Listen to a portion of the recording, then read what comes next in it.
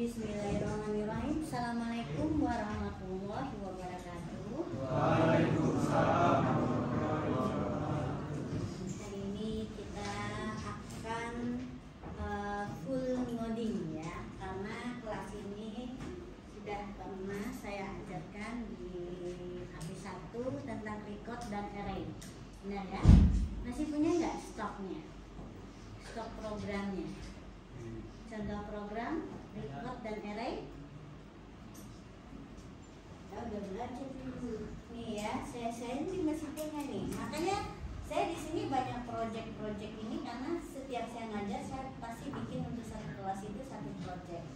Ini kan kelas C ya. Nah nih kalian kan di sini ada nih. C apa A dulu? C. Tuh kan stoknya ada nih.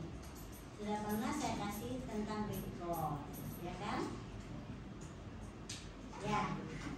Oke, tapi nggak apa-apa. Hari ini bikin baru ya, untuk menunjukkan rekan jejak di AP2 pernah belajar apa aja.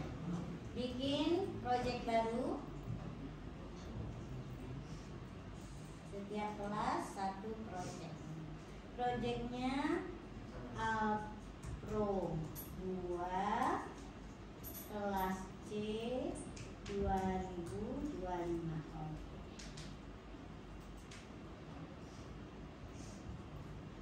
Nah, lalu materinya kita bikin paket baru. Untuk hari ini kita belajar mengulang 2 ya.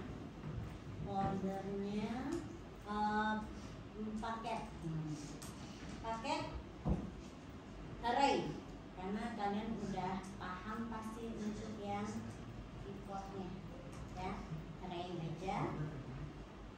Materinya memang untuk di AP2 ini startnya dari array, tapi tadi di kelas yang tadi saya mulai dari record karena mereka sepertinya kelewat.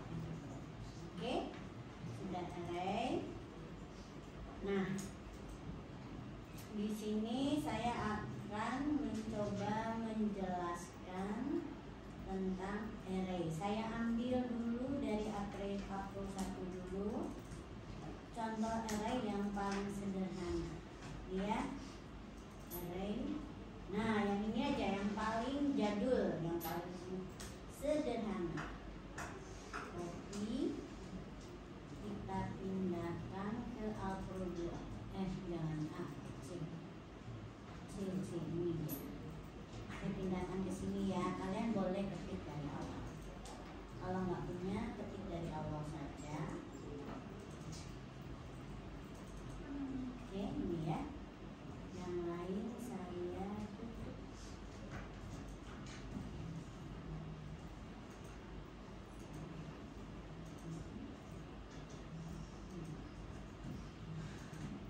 Oke, ini ya. Ini coba buat dulu yang ini ya. Array masih ingat bahwa array itu adalah suatu tipe data terstruktur ya, yang bisa menyimpan banyak objek ya. Beda record dengan array ya.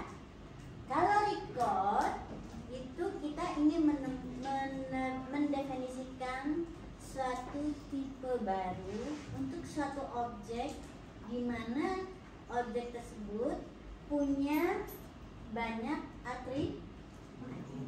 Contohnya titik, tipe jam, tipe mahasiswa dan sebagainya ya. Ini udah pada hafal ya, di mana setiap atribut boleh memiliki tipe data yang berbeda. Nah, sekarang kita fokus ke array dulu ya. Array ini adalah sebetulnya suatu struktur penyimpanan dari banyak objek ya. Suatu struktur penyimpanan data ya, di mana dia bisa menyimpan banyak data atau banyak objek, di mana syaratnya objek yang disimpan itu harus tipenya Jadi dia menyimpan atau mengelola data dari banyak objek di mana tipenya sama. Kemudian untuk mendefinisikan array, kita harus menentukan ukuran dari array tersebut. Ukuran array ini menunjukkan banyaknya elemen yang bisa disimpan, ya, banyaknya slot dari array tersebut, di mana satu slot menyimpan satu objek. Istilah slot di sini adalah nanti indeks, ya. Kita pakai istilahnya untuk array ini adalah indeks, ya. Indeks menunjukkan, ya, alamat atau nomor urut dari slot di array tersebut, ya. Setiap objek nanti akan diakses melalui indeks. Nah, array ini bisa kita gunakan untuk mendeklarasikan suatu variabel. Jadi nggak dibentuk sebagai tipe data baru, boleh. Dia langsung disediakan tipe itu oleh bahasa pemrograman. Nah, contohnya di sini, ya. Tandanya ini array dari mana? Si A itu array dari setelah integer itu ada kurung siku. Nah, kurung siku ini adalah ciri untuk nanti menunjukkan indeksnya, ya. Kurung siku menunjukkan itu adalah array, ya. Lalu kenapa ada setelah deklarasi variabel ada kata new, ya, sama dengan new. Nah, sama dengan konstruktor, dia juga pakai new, ya, sebelumnya. Ini menunjukkan suatu tugas yang nanti akan berhubungan dengan meng-create suatu objek sekaligus mengalokasikan tempatnya di memori, ya, seukuran banyaknya objek yang akan disimpan. Makanya bentuk new setelah itu adalah didahului dengan tipe. Tipe menunjukkan nanti berapa ukuran dari satu objek, ya. Jadi ini adalah seukuran banyaknya byte untuk mendefinisikan tipe integer dikali jumlah elemen yang bisa disimpan atau ukuran dari array tersebut, gitu, ya. Itu format untuk mendefinisikan variabel atau mendeklarasikan variabel yang bertipe array. Nah, lalu sekarang kita perhatikan untuk contoh algoritma. Kita akan contohkan bagaimana cara mengakses suatu array dengan sejumlah elemen tersebut. Biasanya, ya, kita membutuhkan suatu bentuk pengulangan sebagai traversal, ya, mengunjungi dari elemen pertama sampai elemen terakhir dengan instruksi yang dikerjakan adalah sama, ya. Contohnya yang di atas, loop yang pertama itu adalah untuk membaca nilai dari keyboard dan menyimpan setiap hasil pembacaan ke setiap elemen array. Yang berbeda apa?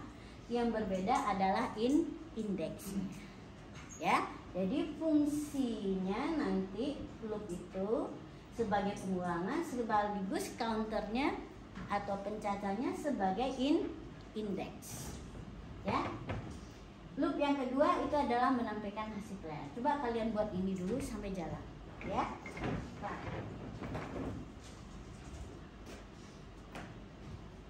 Kita run.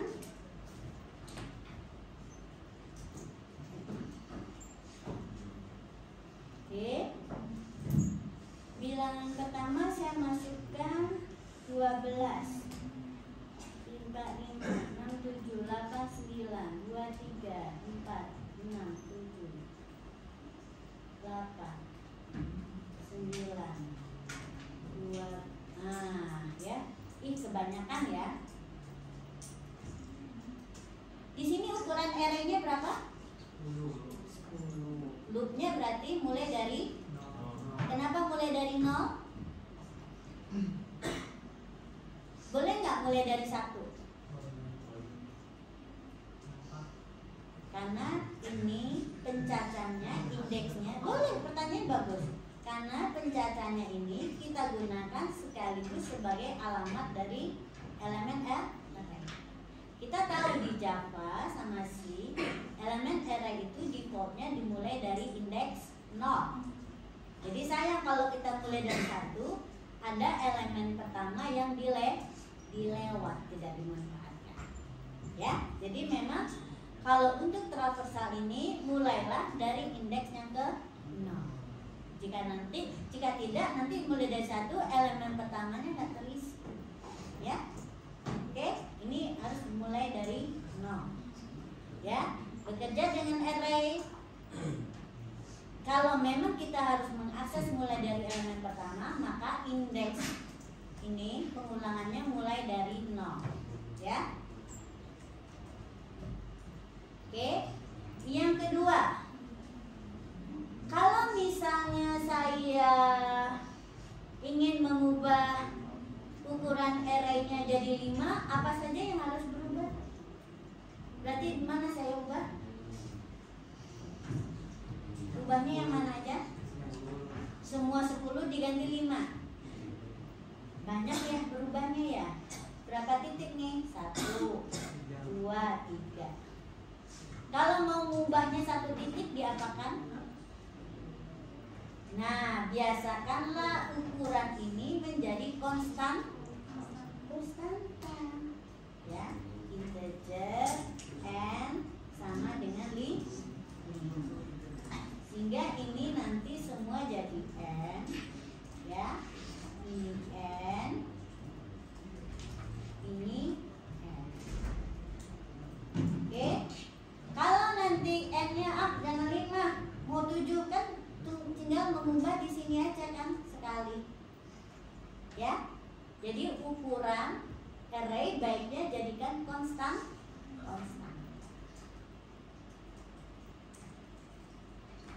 Oke, saya kembalikan ke 5.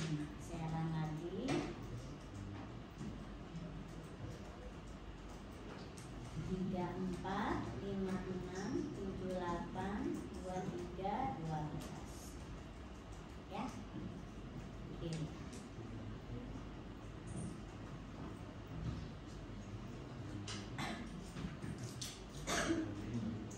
Sekarang kalau kita mau menghitung nilai total gimana? Oh ya, tinggal buat satu loop lagi kan?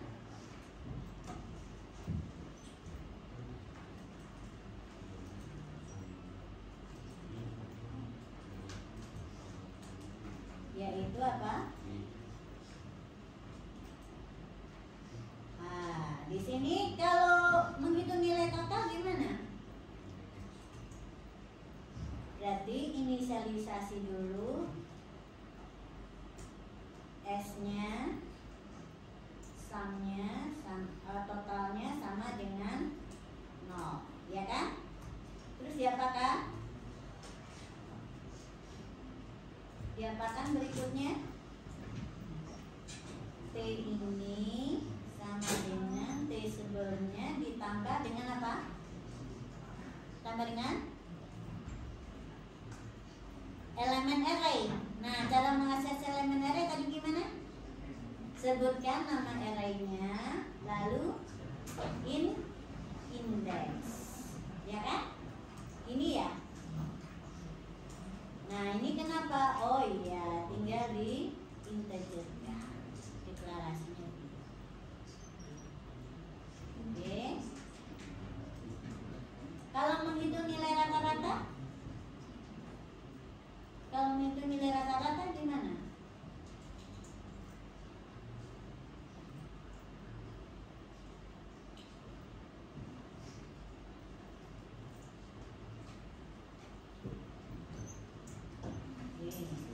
Ini kalau kita tampilkan hasilnya,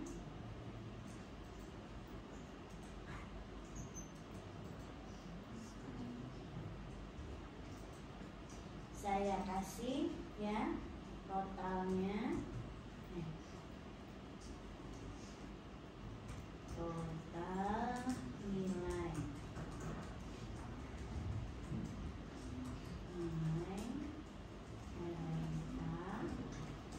sama dengan berapa? T, ya kan? Kalau menghitung nilai rata-rata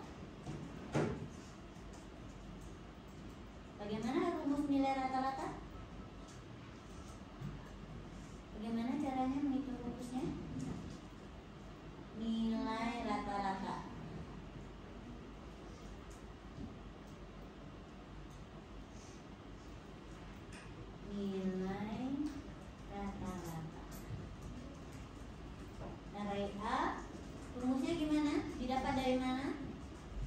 T dibagi dengan total dibagi dengan, di sini apa? Dibagi dengan N. Jangan ragu-ragu. Tinggal bagi dengan N. Ya, oke? Udah dapat ya? Ada membaca nilai, ada menampilkan, ada menghitung nilai total, dan ada menghitung nilai rata. Kita coba lagi ya.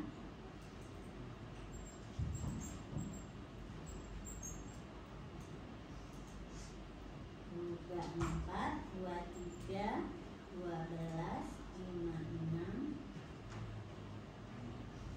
21. 146. 146 dibagi 5, 29 gitu. Harusnya pecahan ya, berkoma ya.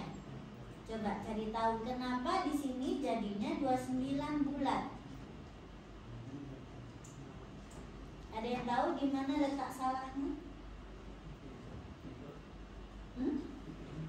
Tipenya, diapakan bagusnya? Double. Yang mana yang double? Yang mana yang double? Total? Tapi ukuran array harus bulat loh. Ya. Ukuran array harus bulat, nggak boleh ukuran array 3,5. Coba kita coba aja di sini ya, totalnya kita buat double. Oke. Ya. Apakah hasilnya tetap seperti itu? Ya, saya isi 1, 2, 3, 4, 5. 15 dibagi 5, 3. Oke. Coba yang pecahan kebetulan nih pas banget ya. 2, 3, 4, 5, 5. 19, nah baru bisa ya. Itu ya. Oke. Misalnya tetap saya buat ini nggak double, ya. Udah terlanjur ini jadi integer. Kira-kira solusinya gimana? Cara alternatif yang kedua. Kalau tadi kan tipe T-nya kita jadikan double. Cara yang kedua bisa juga dengan kita cascading ya. Ini jadi double.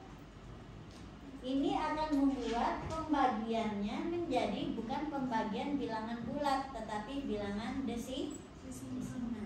Nah, coba kita tes.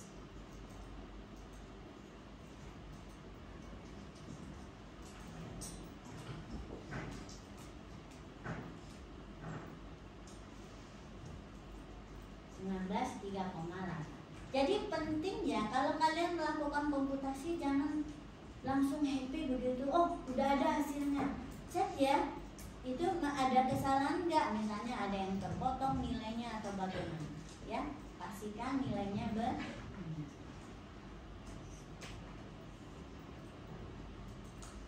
Oke, silakan kerjakan.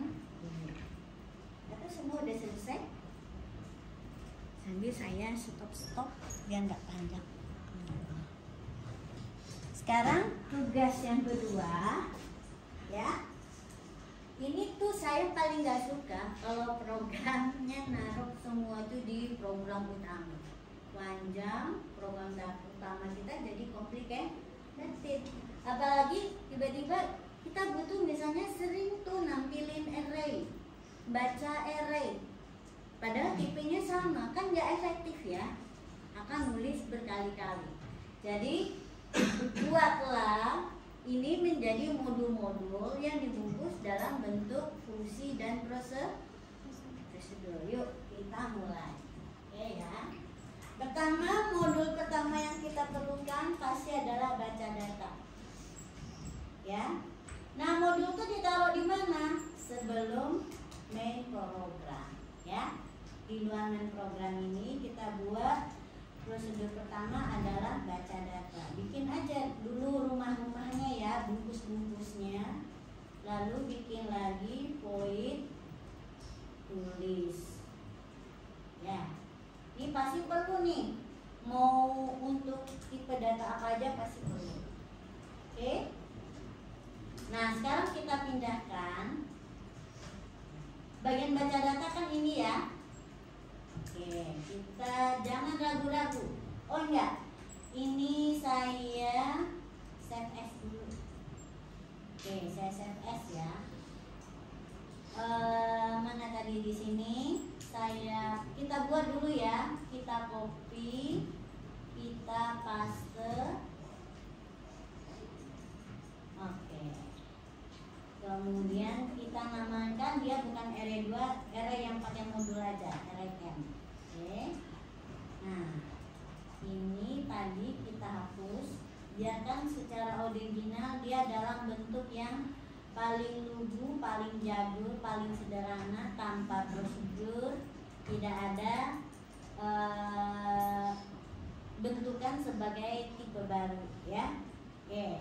Di sini kita akan melakukan modifikasi agar programnya lebih canggih, lebih efisien, lebih efektif, mudah dikoreksi jika kalau ada salah, membaca, memahami logikanya pun mudah ya. Caranya kita blok ya, satu blok yang berurusan dengan hal tertentu. Contohnya ini adalah untuk membaca, jadi saya pindahkan ke dalam prosedur baca. Oke, selesai. Biarin ada salah-salah ya, biarin dulu. Terus yang ini adalah bagian menuliskan atau menampilkan. Kita cut lagi, pindahkan ke sini. Oke. Ya, biarin salah dulu. Terus berikutnya ada menghitung total ya. Nah, ini juga saya pindahkan nanti ke sini. Total. Sementara saya bentuk dulu sebagai prosedur ya. Mana yang total mulai dari sini sampai sini ya. Oke, kita cut lagi nih, pindahkan ke sini ya. Oke, terus rata-rata. Oke, pindahin dulu aja poin rata.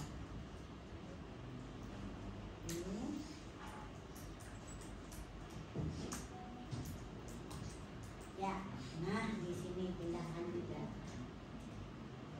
Edit, cut, pindahkan ke sini. Nah, sekarang problemnya ya. Kalau seperti ini biasanya kita butuh membentuk tipe baru. Jadi array-nya kita jadikan sebagai tipe data. Ya. Gimana cara menjadikan array sebagai tipe data? Nah, copy saja ini. Ini udah ada caranya di sini. Copy kedua ini ya. Ini kan atribut array itu ditentukan oleh dua hal ini, ukurannya dan body dari array-nya. Oke. Berarti dia menjadi atribut dari kelas array M. Oke ya. Ini menjadi atribut dari kelas array M. Tadi kita udah belajar record ya. Ini bentuknya seperti record, tapi salah satu atribut recordnya yaitu A. Dia bertipe array of integer. Gitu ya. Nah, terus tipe ini gimana caranya mendeklarasikan variabel-variabel? Kita deklarasikan di main program. Cara mendeklarasikan sama, tipenya dulu array M ya kan, array M, bener ya, array M. Nah, kasih nama pakai huruf besar aja, lalu panggil apa? Konstruktor ya. Kenapa? Karena ini adalah tipe bentukan array M. Ya, udah benar ya. Ini jadi bedakan ya. Ini adalah cara kita mendeklarasikan variabel A bertipe array M. sini ini adalah kita mendefinisikan suatu tipe baru namanya array n yang punya dua atribut yaitu n dan a kecil ya. Nah, a kecil ini dia bertipe array ya, yaitu array integer, sehingga kita pesan dia tempatnya di memori dengan kata new di belakang. Jadi kalau array yang kita new setelah new itu adalah menunjukkan ukuran tempat di memori yang dipesan, ya. Sedangkan di sini ada new diikuti dengan manggil konstruktor, itu menunjukkan bahwa kita memanggil konstruktor untuk meminta agar disediakan tempat di memori seukuran ini, ya, seukuran si A-nya ini, ya. Oke, terus sekaligus nilai elemennya diberi nilai awal, nilai inisialisasi, gitu. Nah, sekarang kita perbaiki nih, ya. Nah, lalu membaca ini nanti gimana?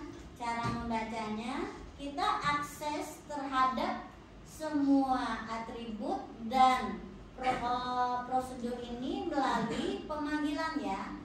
Nah, melalui variabelnya yaitu a tadi. A diapakan dulu? Dibaca. Oke.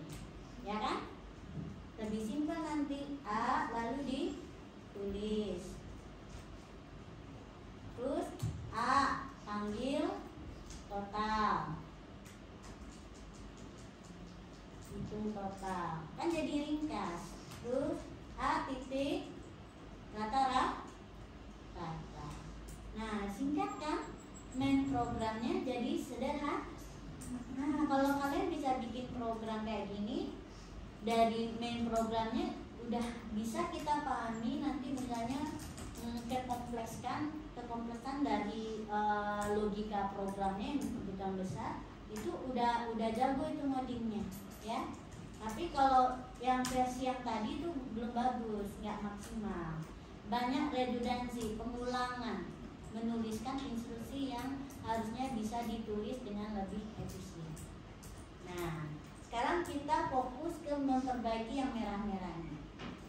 Oke, ini kenapa salah? Oh, ininya belum, scannernya belum pindah. Oke, kita pindah ya. Jadi, kita pindah ke sini scanner. Oke, dah hilang merahnya ya. Terus apa lagi? Oh, di sini. Nah, ini salahnya. T cannot. Nah, T kan nggak ada tadi ya. Boleh nggak si T ini kita lewatkan sebagai parameter? Boleh. Integer T. Oke, ya.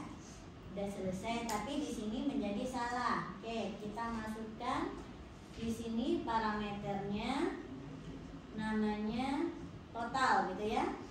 Total. Oke. Berarti kita harus punya variabel total yang kita dapatkan dari sesuatu. Nah, nih dari mana kira-kira? Sebetulnya total ini bisa kita dapatkan dari sini. Hasil perhitungan total. Jadi total sama dengan total. Di mana total ini tipenya misalnya adalah double misalnya ya. Atau integer boleh, integer. Oke. Integer total. Nah, berarti apa di sini yang harus kita nih? Type mismatch. Kenapa? A ini prosedur. Yang bisa menyimpan nilai itu apa?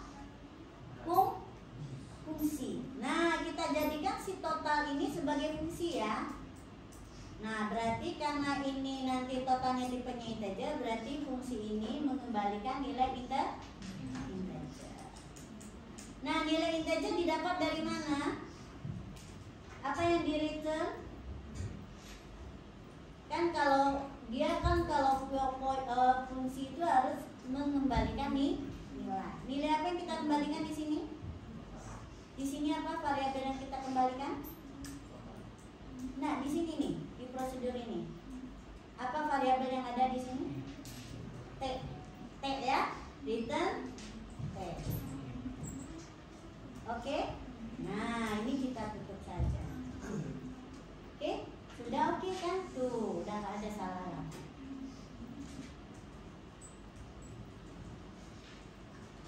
mau ini pindahkan ke bawah. Edit. Lihat. Oke. Di sini tampilkan ya. Kita tampilkan nilai T-nya adalah total. Di sini namanya jadi total ya. Ikuti ya namanya di sini. Total.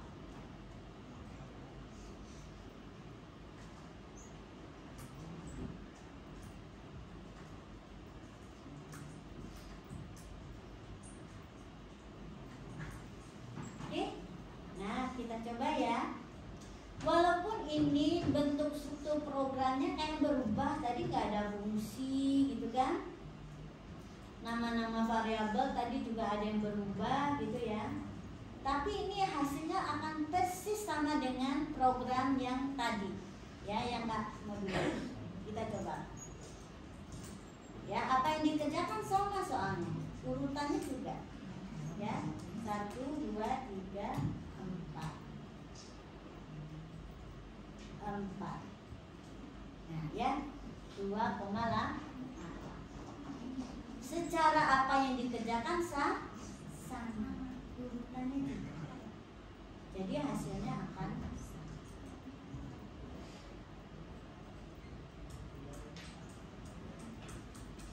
Oke, dari sini apa sih pelajarannya?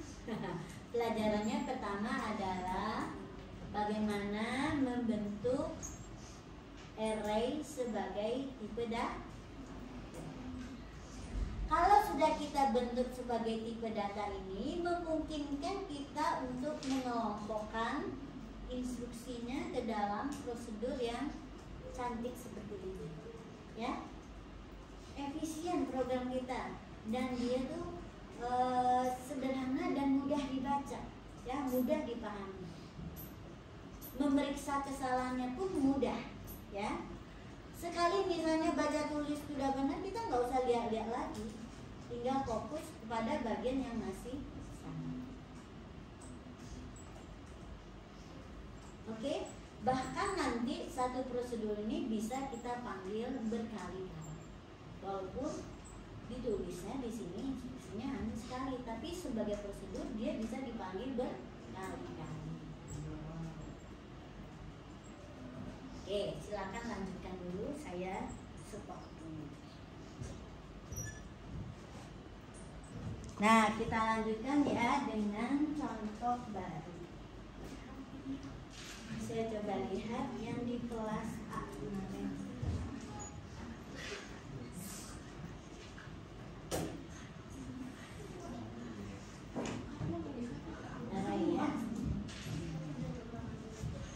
Kalau misalnya saya mau butuh satu lagi array B, bagaimana cara mendeklarasikannya? Array B kebetulan juga tipenya adalah integer. Gimana caranya? Ya, kita harus deklarasikan dia sebagai variabel baru, ya. Tinggal deklarasikan di sini.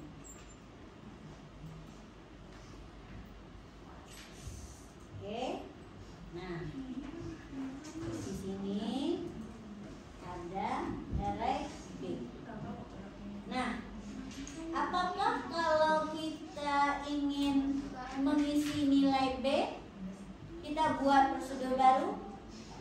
Enggak, tinggal dipanggil aja B titik baca, ya kan? B titik tulis. Itulah keunggulan kalau kita buat dengan modularitas yang baik, ya. Paling kita kasih pesan aja di sini untuk tahu bahwa ini adalah array A atau B, ya. Misalnya ini saya copy ya. Di sini saya kasih pesan dulu, ini adalah array A. Array A, ya. Oke. Inline.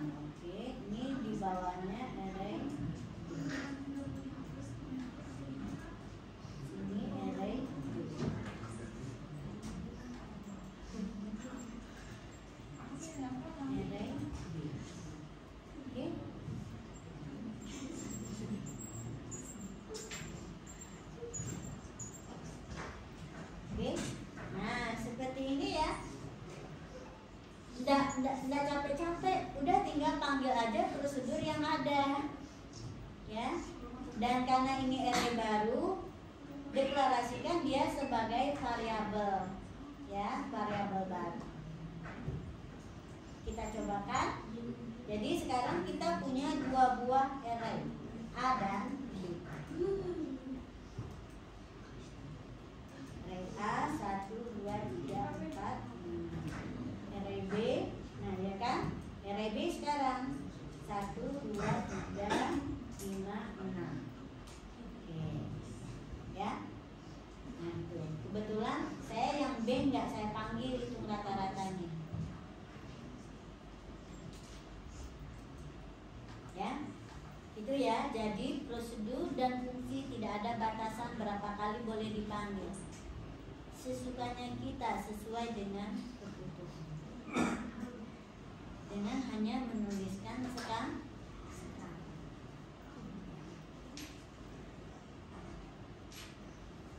Oke. Nah, sekarang saya mau mencontohkan nih, ya. Ini tugas ya, latihan. Buatlah suatu, saya ingin kalian membuat suatu prosedur atau fungsi baru untuk mendapatkan nilai yang terkecil dari sebuah array, elemen terkecil, elemen yang bernilai terkecil dari suatu array. Oke ya, contohnya begini. Misalkan array-nya berisi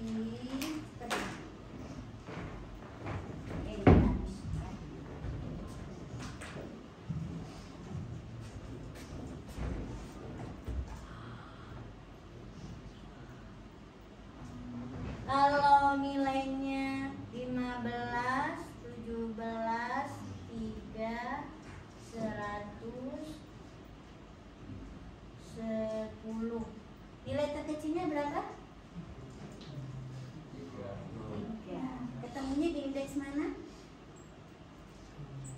Indeks berapa?